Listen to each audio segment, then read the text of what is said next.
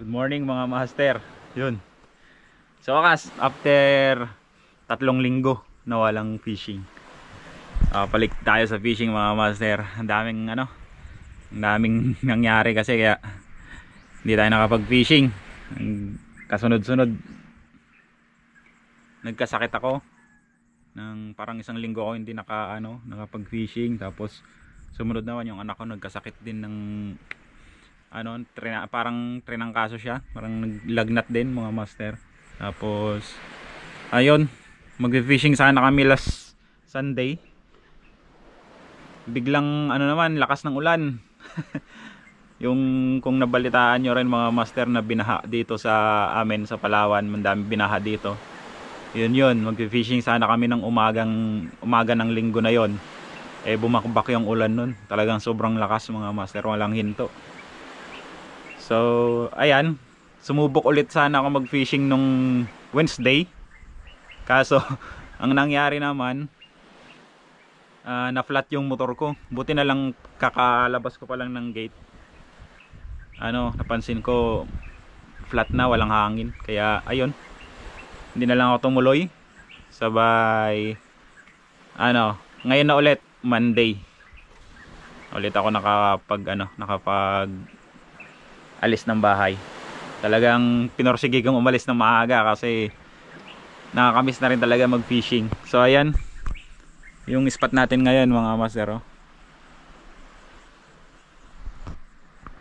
Masyadong maliwanag pala.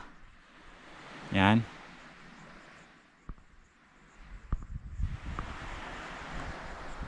Yan po yung spot natin. Sobrang kalma ng dagat ngayon mga master. Sana makadali tayo. Ang plano ko lang naman ngayon ay magpapopping. May dala rin tayong ultralight dito. Magre-rig din tayo ng ultralight. Dalawang setup yung natin, bubuuin natin. Ultralight tsaka pang heavy. Para kung sakaling may mga isda dito sa gilid-gilid na maliliit, padaanan din natin ng lure.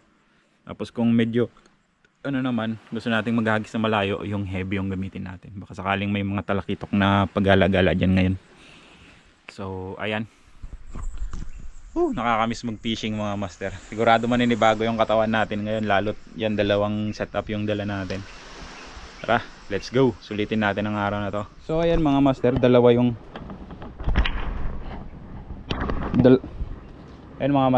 yung setup natin na ni-rig. Yung ating pang heavy. Yan po. Yung ating Shadowcast XF. ML po ito siya, pero 20 to 60 grams yung kanyang lure specs, kaya ginagamitan ko siya ng mga popper. Tapos 5000 series na Daiwa. Yan. Daiwa DG LT 5000D CXH Arc. Yan mga master, ito yung gamit natin sa light jigging. Yung ating line na naka-spool dito ay PE 1.5 na ito yung hindi pala mga master, PE 2 pala ito. PE 2 na Eastern Hunter. Tapos yung ating popper na gamit ay ito po, Nobi 24 grams. Ito muna, maliit muna ang gamitin natin. May mga malalaki rin ako dyan, may mga 40 grams ako. Pero ito munang 20 grams ang gamitin natin para mag-anikas. Tapos itong ating ultralight naman ay Good Catch yan, Manico na 732 UL. Yung ating reel na nakalagay ay Finesse 2000 LT. Tapos Daiwa Finesse 2000 LT. Tapos spooled with 6 pounds 9 Eastern Hunter Hydra Series Gen 2. Yung ating leader naman ay Eastern Hunter din. Ay hindi, ang ating leader ay Pioneer mga master na 12 pounds. Lure natin na gamit yan po, replica na redhead. So ayan, yung ating mga rod galing po ito kay Good Catch Fishing Supply. Yan. Tapos yung ating mga reel, parehas pala itong mga reel natin na Daiwa. Nabili natin kay Ryoshi. Pro outfitters. Yung mga line natin, Eastern Tackles. Ay, Raiden Tackle Store, meron din po mga line natin. Mga lures natin sa Shopee po ito.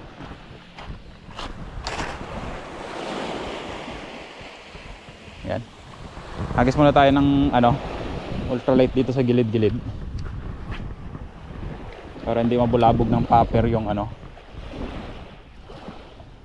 mga maliliit na isda. Yan, may strike.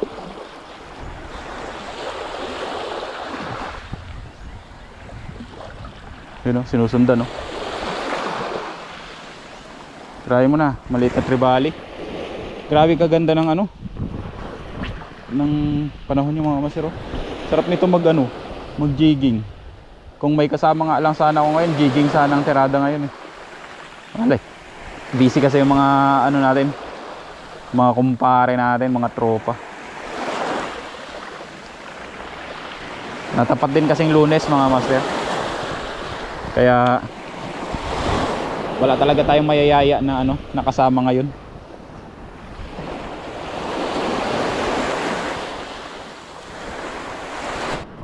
Hagis tayo dito. Ayan may mga umi-strike din talaga mga master,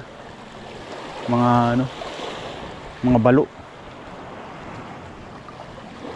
Dami kasi yan sila dito, mga balo sa tabi-tabi nito. Pag gantong maaga pa. Yan, subukan natin tong popper.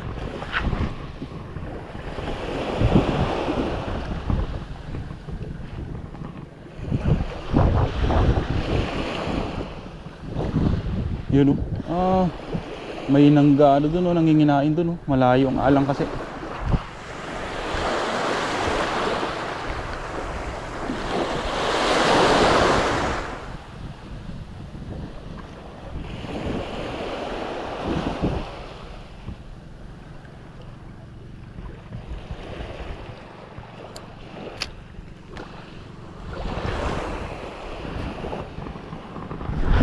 Ayun, ala, talunan tulingan siguro yan.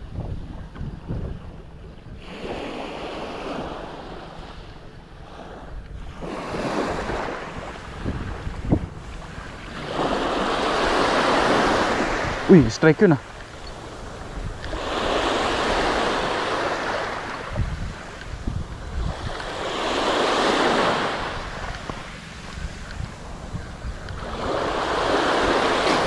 strike yun strike. Buo yung strike niya Ang balo kasi sa ibabaw yan. Malata mo mag-i-splash yung tubig. Tsaka parang magaan yung kagat niya. Or uy, strike. Magaan yung strike nila. Tulad niya balo.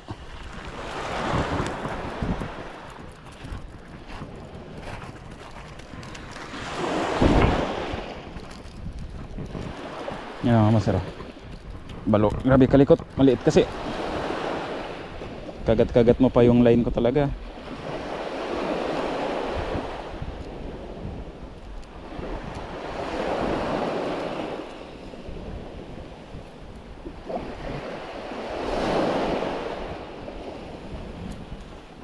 Yan.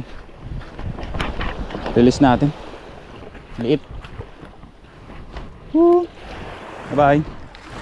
Huwag ka nang kumagat ulit. Kumagat ka pag malaki ka na.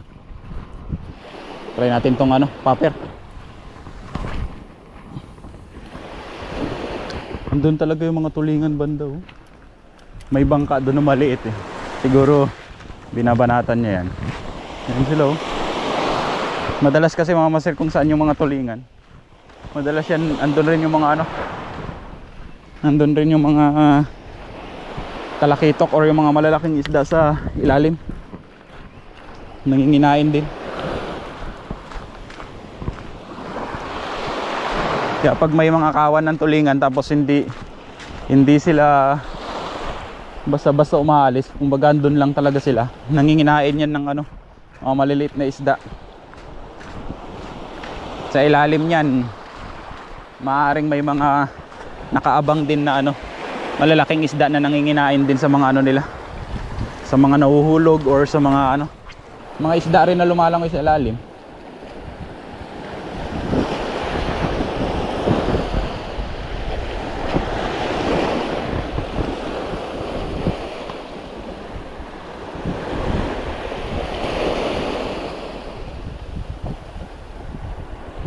Yun oh, hinahabol mga masiro. Dahil mga mahabol, mga ano, snapper pala. Yun po. Yan. Pangalawang huli. Ang problema lang, hindi ako nagdala ng lagayan ko ng isda ngayon, yung may floater mga master, kasi yung spot ganito. Yun mga master, nire-release ko na siya. Hindi kasi siya ano eh, kumbaga kung magdadala kasi ako ng ganun, bibit-bitin ko rin siya, hindi rin siya may lalagay sa tubig. Kasi ganito nga, nasa ano tayo, sa hindi naman tayo lusong, hindi tayo sa lusungan.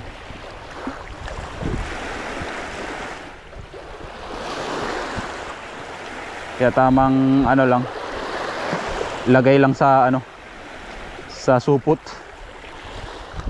sabay lagay sa bag.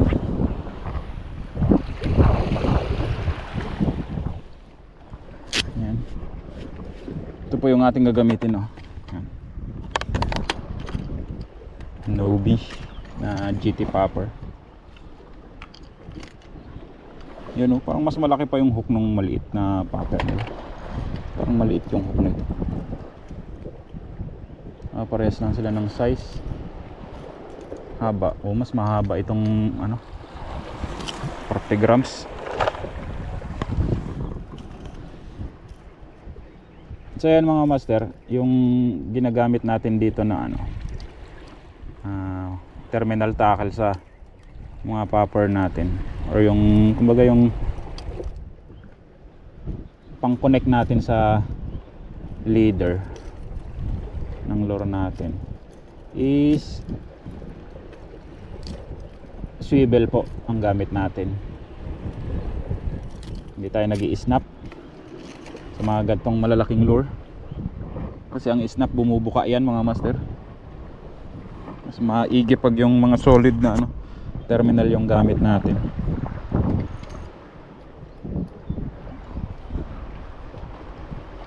Para goods,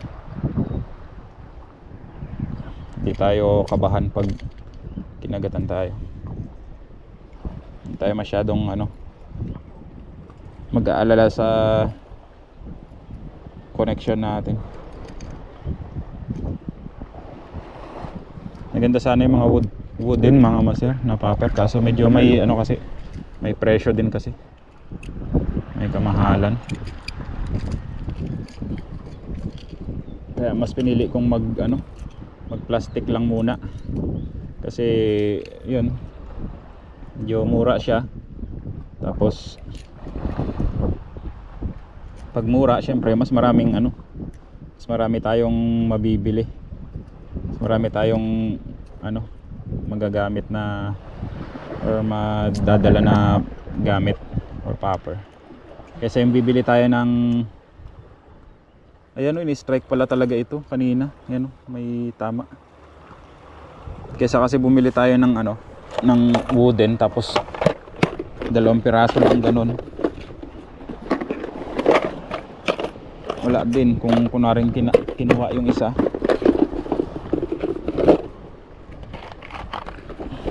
Wala nang ano, isa na lang may iiwan. Hindi katulad pag yung mura, medyo mura na plastic, makabili tayo ng 3 or 4. At least marami tayong magagamit.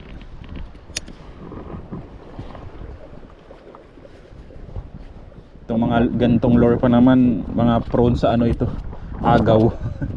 Prone sa agaw ng isda, kasi yung mga kumakain na isda dito hindi din basta-basta. Lalo yung mga GT, ano yan, sumisiksik yan sa ano, sa mga bato, or nagdahanap ng bato yan.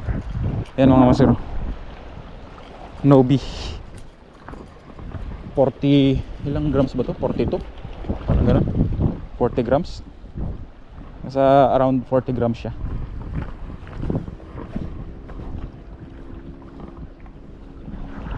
Ang hagis natin dito pag ganto na kalalaking mga lure, mga 40 grams mahigit na. Medyo naano ko sa likod mga master, binawasiwas ko sa likod, inaabaan ko yung leader. Ayan o, iba talaga ang galaw ng ano, GT popper. Talagang i-splash siya ng tubig.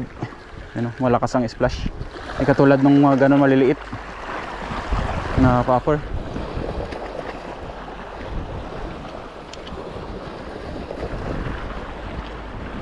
Tumatalon kasi yun mga master. Siyempre medyo matigas yung rod natin.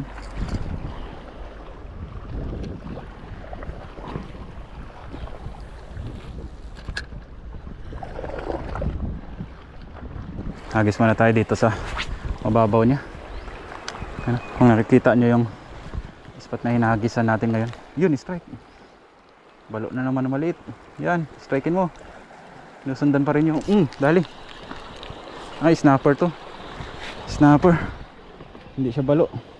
Nung unang umi-strike, balo yun. Yan o, snapper.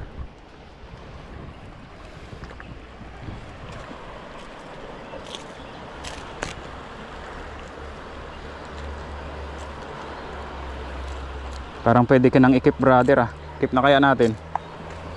Hindi pa siya sobrang laki, pero pwede na siguro yan, pang ulam. Matagal din tayong hindi nakapag ano, nakatikim ng isda. Kaya bahala na, tuloy na natin yan. Pasensya na po sa mga master natin dyan na ano, na ayaw kumuha ng mga ano, hindi naman sobrang liliit na isda, pero yung mga hindi malalaking isda.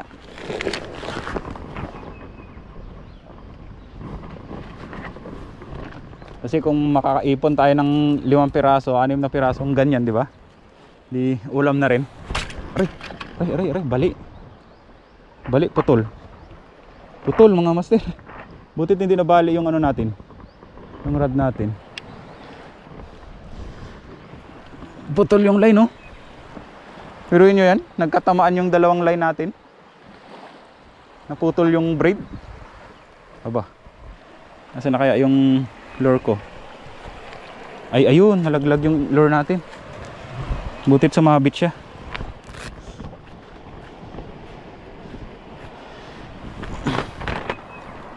Hindi ko na tansya yun ah.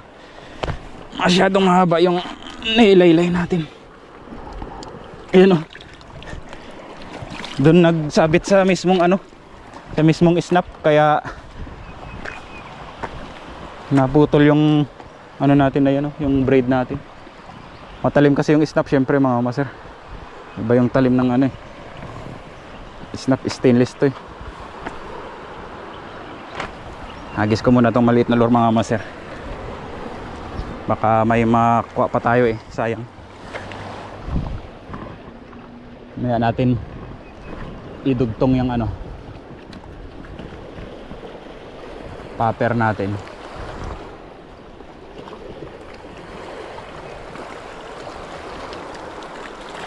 Silong tayo pag nagdugtong. Grabe kainit mga master. Yun o, may sumusunod pa rin tal. Ala, ayun na nga o. Mahir. Yun o, may sumusunod pa rin tal. Ala, ayun na nga o. Pusang gala. Yun o, sayang, hindi naka rig yung ano natin. Yung popper natin, tumalon na dun o. Anong isda yun? Fish on o. Fish on na naman. Fish on na naman. Uy, parang talakitok to ah.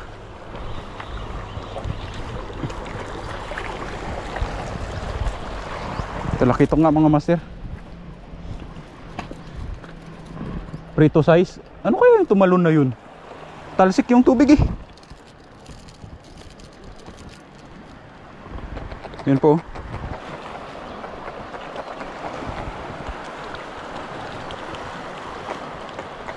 Pang prito size.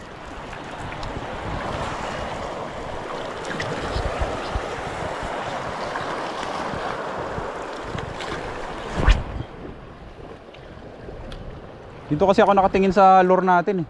Na ano ko lang, na nasipat lang ng mata ko na may tumalsik na tubig na malakas. Malakas yun ah.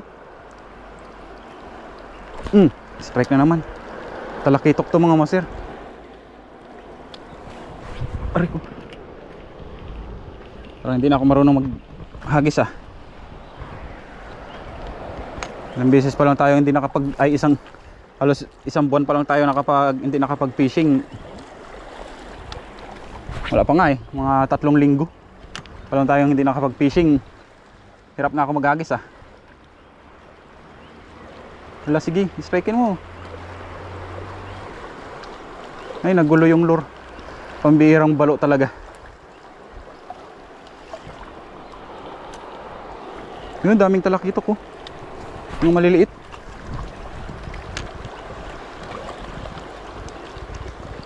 Isang beses lang tumalon yun. Malamang yun talakitok na yun mga master. May kinain siya sa ibabaw. Kasi kung tulingan, paulit-ulit yan magtalon eh. Pag nanginginain sila. Bay, malakas-lakas din ang talsik ng tubig na yon. Tapos pag gantong oras talaga dito mainit na kasi yung araw maagang nasikat. Hindi katulad doon sa West Coast sa kabila na gantong oras malamig-lamig pa kasi nasa likod ng fish on. Nasa likod ng bundok. Sabi ko sa inyo mga master, makaipon lang tayo ng mga ganito mga snapper. Yan o. Ulam na yan.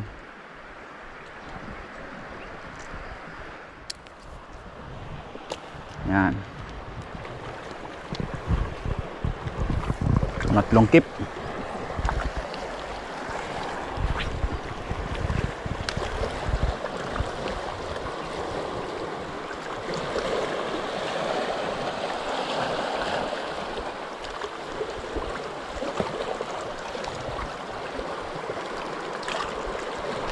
Dali na naman, sige.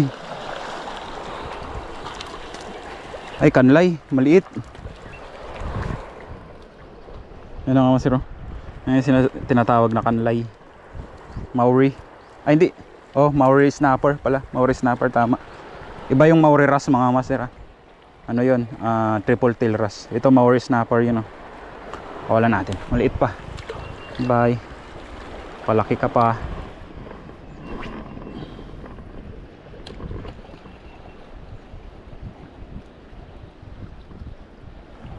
Nawala na yung kawan ng mga snapper. Ayun, putukan na naman sila doon. Andun talaga sila nag-steady oh. Yung mga malalaking isda. Mga, yan, mga tulingan.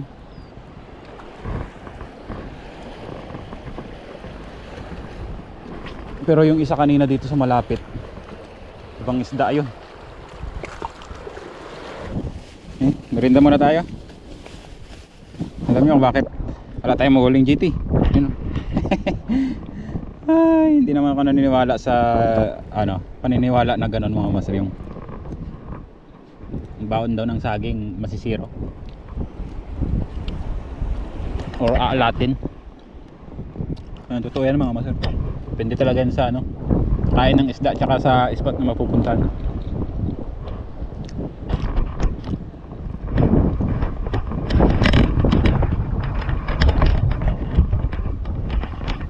Kain tayo ng mga master, nilagang saging.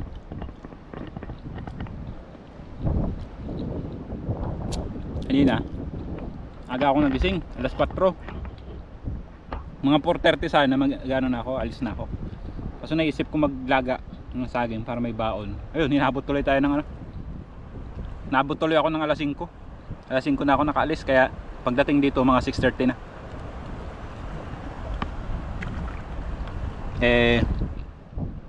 Chill ride lang naman tayo. Kasi mag-isa lang tayo mga master, tapos yun, hindi wala naman tayo nahabol na ano, na oras. Bahala na kung anong oras makarating, basta ano, safe lang. Yun, may baon, may nilaga, may sariwa na yung ano, yung latundan. Tapos may ano pa, may cheese stick pa. Dinamihan ko yung baon kasi alam ko tong spot na to, kabisado ko yung spot na to, nakakagutom tong spot na to kasi grabe nga kainit. Tapos tubig, dinamihan natin yung tubig na baon natin para all goods tayo, hindi tayo malangan. Tara mga master, hagis ulit tayo. Hagis pa tayo ng ano, isang oras mahigit hanggang maabot natin yung malalim dun. Pag wala pa rin, balik na tayo, sibat na tayo mga master. Ayos na rin, may tatlong naikip rin tayo, may mga rinilis tayo. Wala tayong magagawa, ganun lang talaga mga master ang fishing minsan may huli, madalas wala. Madalas konti. Kaya let's go, bawi na lang tayo sa ano, sunod na fishing. Pero malay natin, makapakagat pa tayo ngayon ng ano, surprise, di ba? Tara, let's go.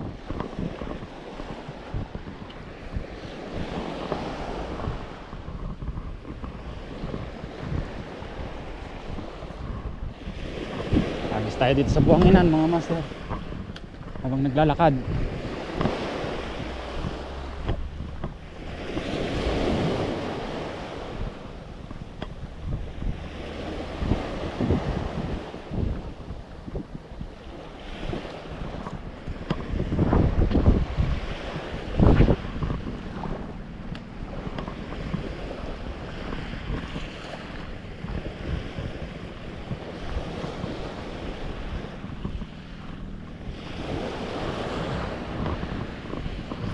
Pisyon mga master, pisyon pa nga dito sa tabi oh.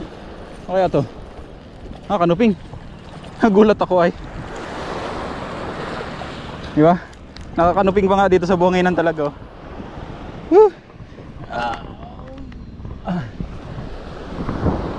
Yan mga master, tabi muna tayo, mainit. Nanhook na siya.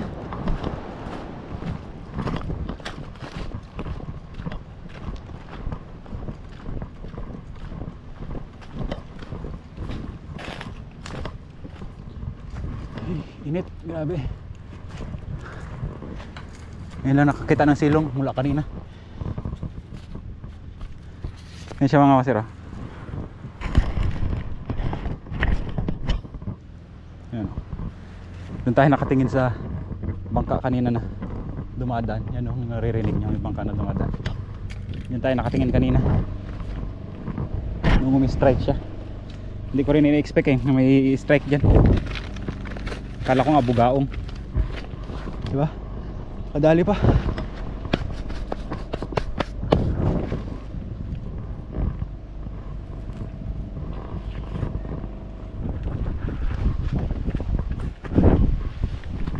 Parang wala na masyadong dumadaan dito sa daan na to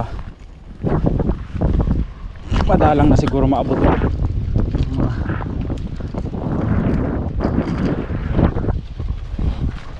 fishing dito.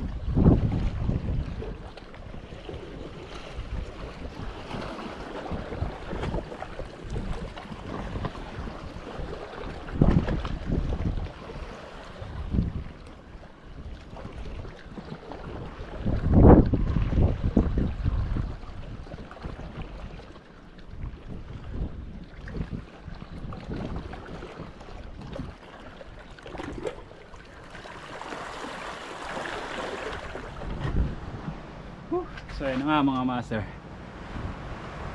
galing na tayo. Ngayon ay alas 11:38 na. Kung makakakit tayo dun sa motor, mga alas 12 na talaga mga master. Alas 12 na talaga makalis dito. So ayun, solve sa lakad mga master. Ayos naman sana yung spot, kalma.